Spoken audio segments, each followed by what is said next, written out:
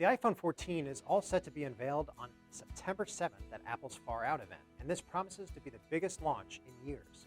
We're talking huge upgrades for the iPhone 14 Pro series, a rumored new iPhone 14 Max model to replace the Mini, and more.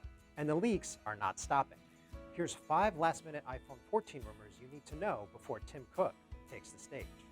The iPhone 14 Pro promises a ton of upgrades, including a new 48-megapixel camera, an always-on display, faster A16 Bionic chip, and ditching the notch in favor of a couple of cutouts. It could also start with 256 gigs of storage. But you should be ready to pay more, as analyst Dan Ives says Apple will charge $100 more for the iPhone 14 Pro and iPhone 14 Pro Max. So you'll be looking at $1,100 to $1,200 for the new Pro iPhones. That's new MacBook Air territory. If you find yourself in an area without cellular coverage and you need to send an emergency text, the new iPhones could let you do it, with the iPhone 14 rumored to support satellite communication.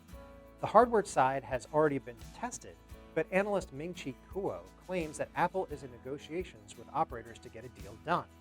Bonus rumor: Bloomberg's Mark Gurman says that satellite connectivity could be coming to the Apple Watch 8 Pro, too.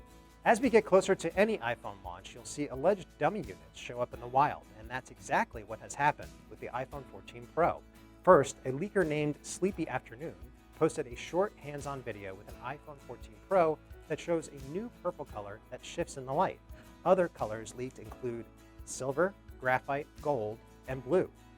Ice Universe and other sources also show us how the death of the notch looks. It's replaced by a punch hole for the camera and pill-shaped cutout for Face ID tech, and it does seem to leave more screen real estate.